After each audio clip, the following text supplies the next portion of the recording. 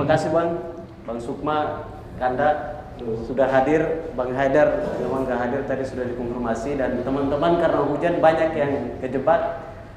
Dan hari ini alhamdulillah kita bisa silaturahmi, terutama dengan abang-abang kita yang punya kesibukan.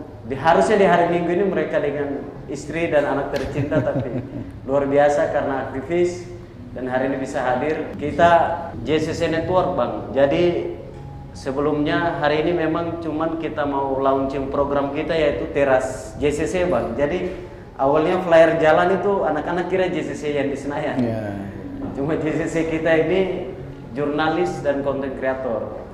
Nah, itu terasnya itu tempat di mana orang-orang berkumpul untuk diskusi. Mau apa aja kita diskusi.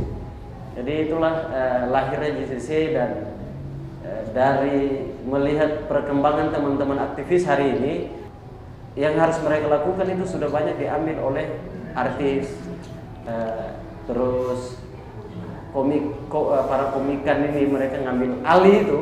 Padahal dulu kalau bicara persoalan di zaman PSBY itu kan, kalau bicara persoalan gerakan itu rata-rata kan teman-teman aktivis. Kalau nggak LSM ya sudah aktivis gerakan lainnya, contoh di Cipayung. Tapi hari ini mereka jadi follower yang luar biasa ke para artis dan komikan ini. Makanya kami lihat wah ini nggak benar ini.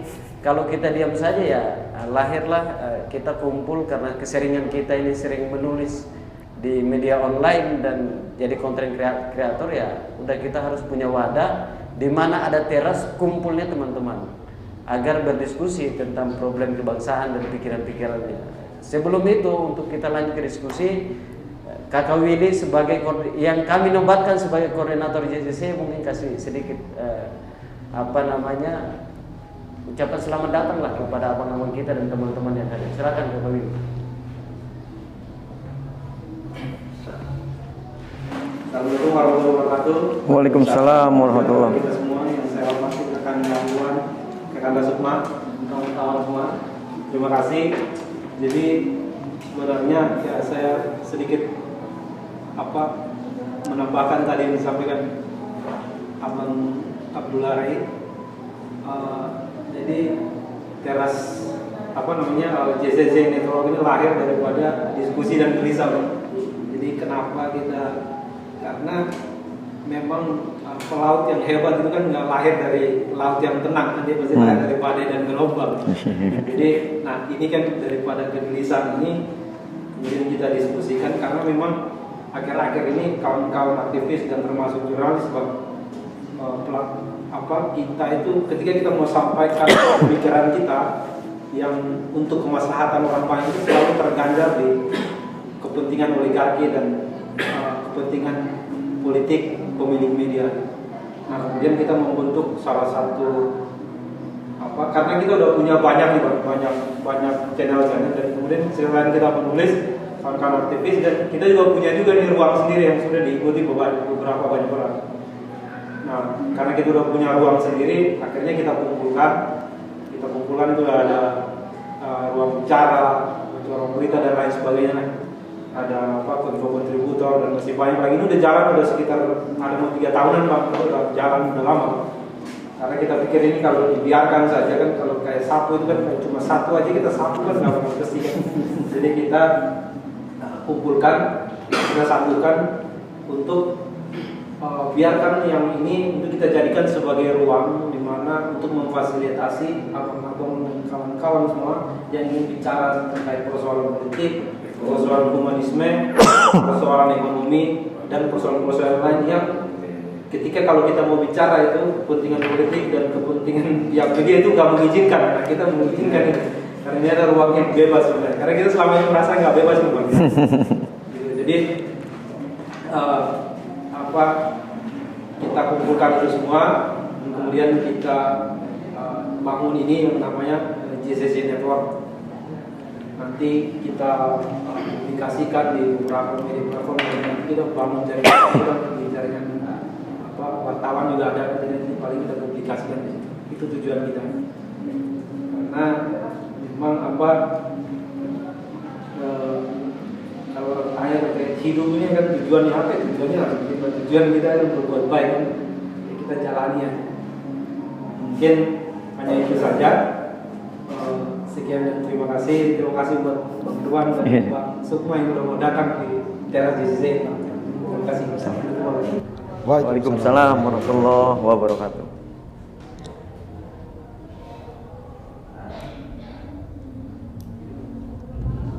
Tes 1, 2, 3. Oke, terima kasih Bang Willy. Dan kembali kawan-kawan, sekarang itu kan dari kemarin sebenarnya Bang Willy kadang-kadang masih mikir bahwa gelisah beliau ini soal apa yang beliau sampaikan, dan saya bilang bahwa sekarang kita nggak usah gelisah. Yang sekarang itu penting informasi sampai dan kita terakomodir dengan baik. Karena teman-teman hari ini masih butuh banyak ngumpul orang banyak. Saya termotivasi salah satu buku yang Bang Irwan ini kasih ke saya, Bang. Yang saya termotivasi itu bukunya Peter Beck. Larut tetapi tidak hanyut, sedikit tapi menggigit. Maka saya pikir JCC lahir, dan hari ini yang hadir di sini juga teman-teman cuma sedikit. Saya pikir gigitan ini yang penting. Informasi yang sampaikan ke luar itu mereka bisa minimal dari 1000 orang yang nonton atau baca, minimal ada 50 yang sadar, itu kan sudah luar biasa, Pak. Tapi kalau kita banyak ngumpulin 1000 orang tapi itu hanya selesai di meja di ruang diskusi, ya nggak penting juga gitu loh, nggak ada perubahan. Untuk itu ada problem sebenarnya dari tema bicara di era Pak Jokowi, ada kepemimpinan Pak Jokowi di 2 periode ini ada problem sebenarnya sampai hari ini belum tuntas, yaitu problem kebangsaan kita, nasionalisme kita yang makin hari bukan makin bagus, tetapi makin hari makin rapuh karena ada problem sosial seperti problem antar suku, antar golongan, problem masalah korupsi, konflik antar elit politik, dan problem hukum. Ini masalah-masalah sosial yang sampai hari ini memang belum diselesaikan secara baik dan benar oleh para pimpinan siapa aja di Republik ini. Nah, ini problem yang mau di Republik ini kan mau, kalau saya lihat, kami lihat mau presidennya siapapun, problem ini pasti ada. Untuk itu, terutama waktu dan tempat saya berikan kepada Bang Sukma untuk pikiran-pikirannya.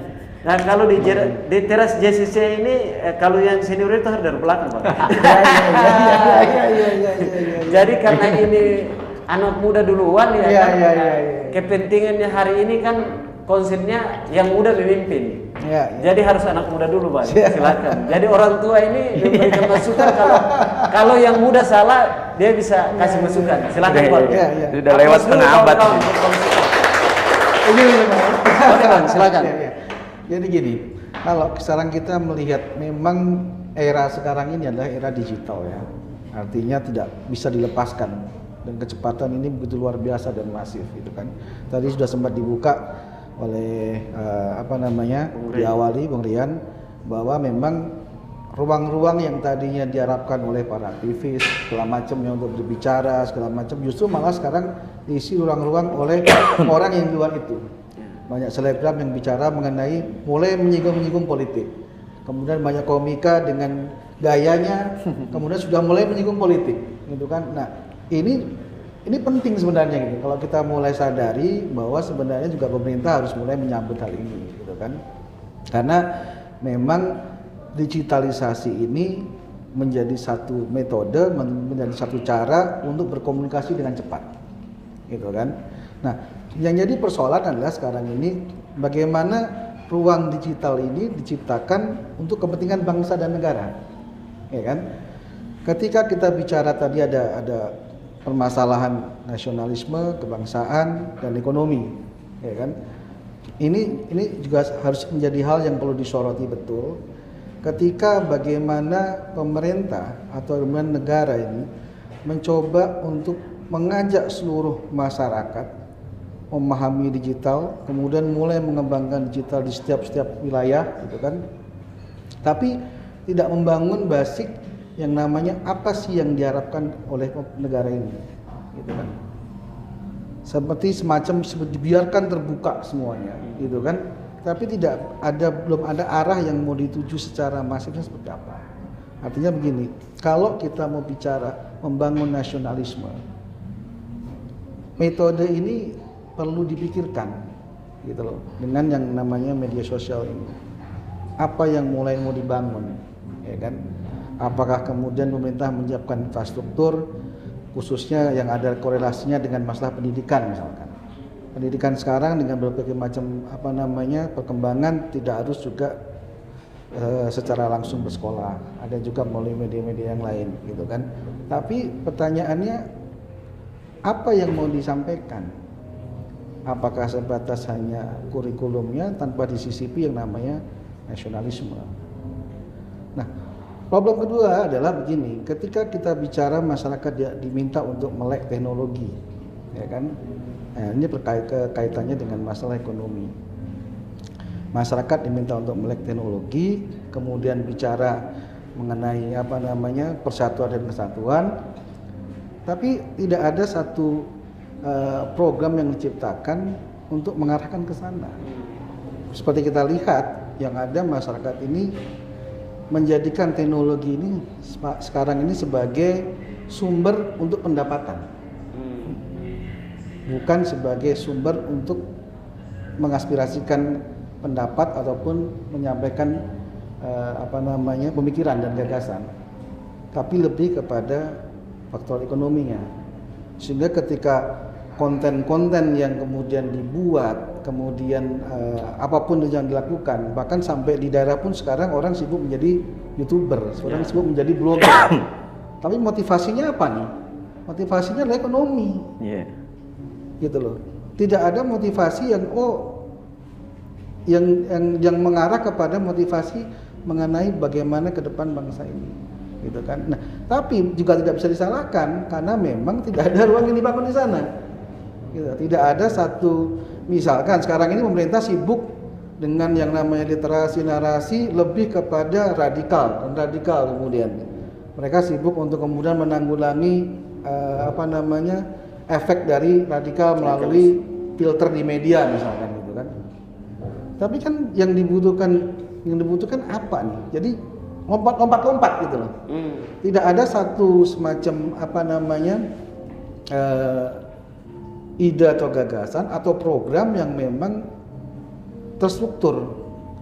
Ketika kita bicara digitalisasi, teknologi, apa dulu nih yang mau dijadikan outputnya?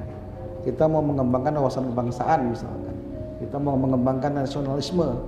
Tapi siapa yang mau melakukan itu? Nah ini belum nih, itu kan. Mungkin nanti dari ini bisa lebih banyak berikan masukan. Cuman secara awal ini yang kita soroti adalah teknologi tidak bisa kita tinggalkan.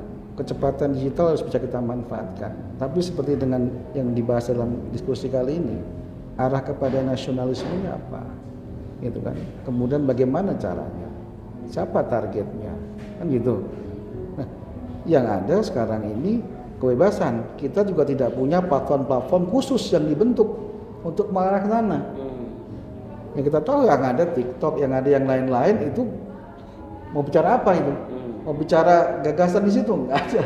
Mau bicara menyampaikan nasionalisme di situ? Belum sampai juga gitu kan. Yang ada apa? Yang ada lebih kepada faktor ekonomi. Tidak bisa disalahkan masyarakat. Pemerintah juga harus melihat bahwa kemudian ketika konten-konten ini coba dibatasi misalkan gitu kan, kemudian dilakukan yang namanya jangan sampai kontennya begini. Tapi ketersediaan ruang lain untuk mereka memecahkan masalah nggak ada. Bicara pekerjaan nggak ada lapangan kerja yang memang bisa mengakomodir semuanya. Bicara kemudian tingkat pengangguran ya masih ada gitu kan. Tapi ini salah satu solusi mereka ketika coba mengadaptasi yang namanya teknologi, mereka membuat suatu konten menjadi YouTuber, menghasilkan uang, menghasilkan pendapatan ekonomi, ya kan?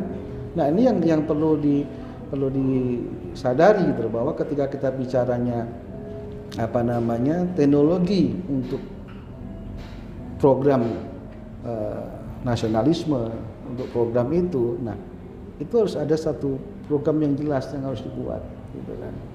Sehingga program ini apa sih? Misalkan pemerintah membuat satu platform khusus misalkan gitu kan. Ya, kemudian di situ bisa dilakukan edukasi yang bisa di-blasting melalui pendidikan misalkan gitu kan.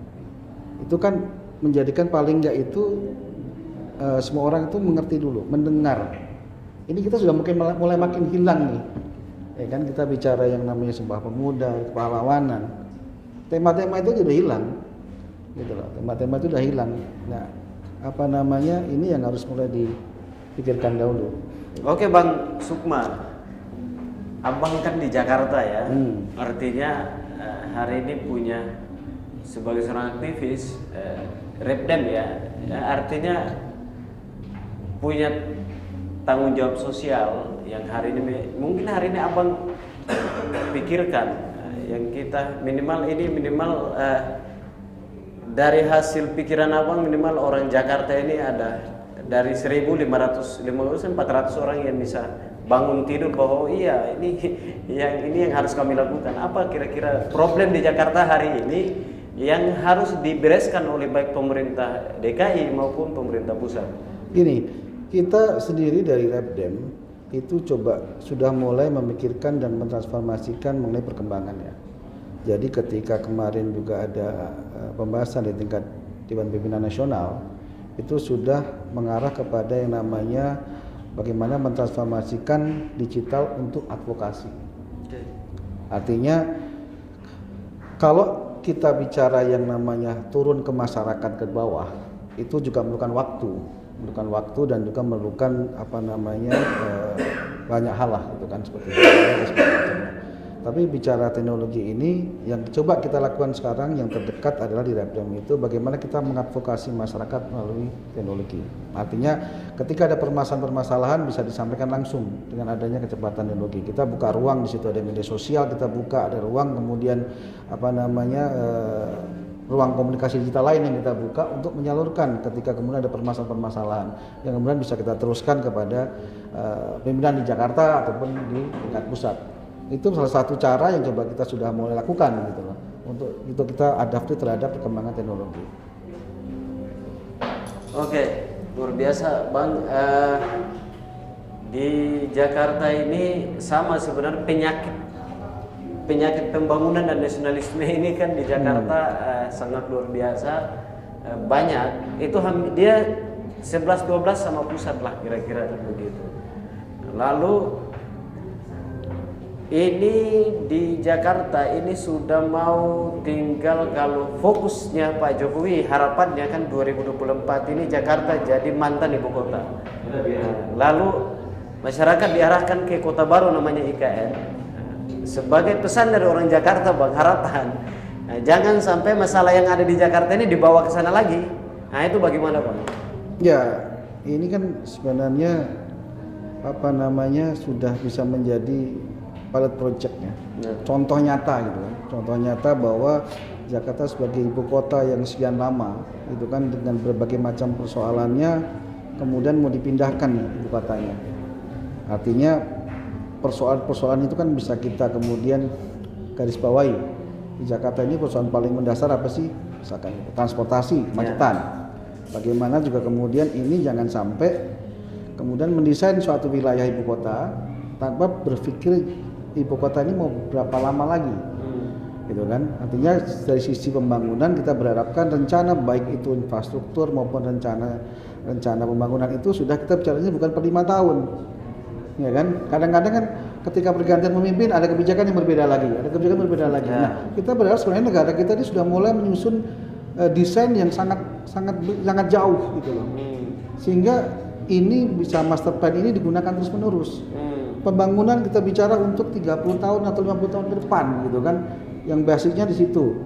Bicara transportasi, kemudian bicara ruang yang lain, mengatasi banjir, sama juga gitu. Jadi bukan sifatnya yang kasuistis gitu kan, ada banjir baru tanganin, ada ini baru ditanganin. Nah ini seharusnya sudah menjadi satu gambaran ketika ini dipindahkan, persoalan-persoalan mendasar ini kemudian sudah bisa didusun secara master plan-nya gitu kan. Persoalan ekonomi, ketimbangan sosial, persoalan yang namanya bagaimana lapangan pekerjaan itu juga harus mulai dilakukan gitu kan. Ketika memindahkan ini kan nggak kemudian satu aspek aja ibu kotanya pindah, masyarakat pasti akan tersusun di sana, masyarakat baru, komunitas baru tersusun di sana, pekerjaan tersusun di sana.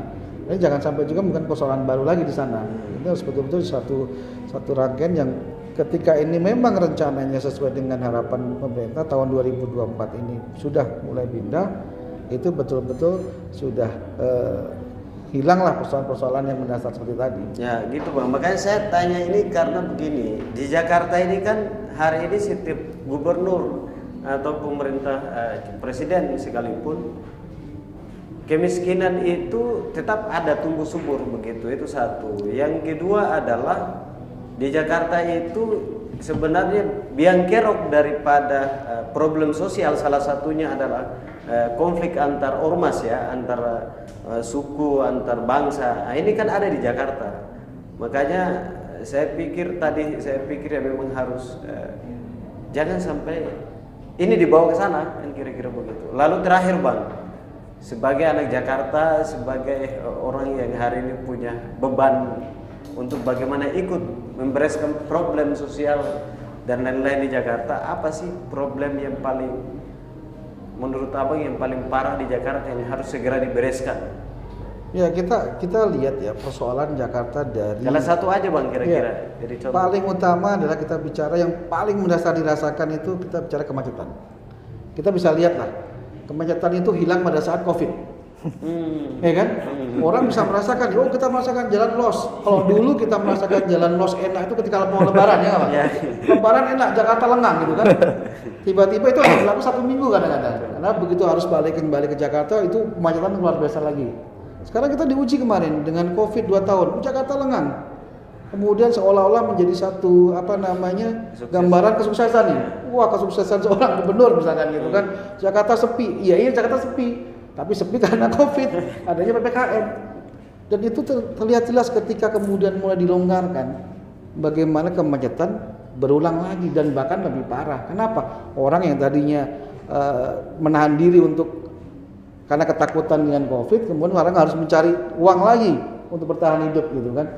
Nah, ini problem utamanya gitu loh. Jadi kemacetan ini memang harus betul-betul menjadi satu catatan. Ya kan, sehingga apakah kemudian dengan metode yang pembenahan transportasi, pembatasan kendaraan atau apapun itu harus dilakukan. Memang harus ada keberanian dari pimpinan gitu kan, dari pemerintah untuk mengambil keputusan yang tegas gitu kan. Jadi masalah kemacetan ini, saya kira kalau kita bicara orang Jakarta yang paling dirasakan dampaknya kemacetan lah. Gitu kan. Itu. Bang, kalau kemacetan ini salah pabrik atau ketidakberanian pemimpin? ini kesalahan pabrik mobil atau ketidakberanian pemerintah? Gini, kalau pelaku industri itu kan bisnis ekonomi kan. Artinya ada permintaan ya selalu diproduksi kan gitu. Nah, tapi harus ada satu langkah progresif lah gitu kan. Yang kita lihat selama ini upaya-upaya yang diambil itu bukan solutif secara menyeluruh, tapi sifatnya kita bisa bilang temporary lah. Misalkan bangun kemudian alternatif fasilitas umum, tapi berapa lama ini bisa kemudian mengakomodir kemacetannya? Berapa banyak yang bisa dilakukan? Bisa bertahan berapa lama gitu kan? Sedangkan infrastruktur yang digunakan itu sudah mengambil badan jalan lagi gitu kan, tanpa ada penambahan. Pembangunan yang kemudian juga tidak dipikirkan, misalkan pembangunan infrastruktur seperti mall segala macam yang jumlahnya sangat berdekatan gitu kan. Sebenarnya dampak-dampak ini yang harus mulai dipikirkan gitu loh, karena prinsipnya adalah perlu ada terobosan keberanian untuk sifatnya mengatasi kemacetan. Oke, terima kasih Bang Sukma.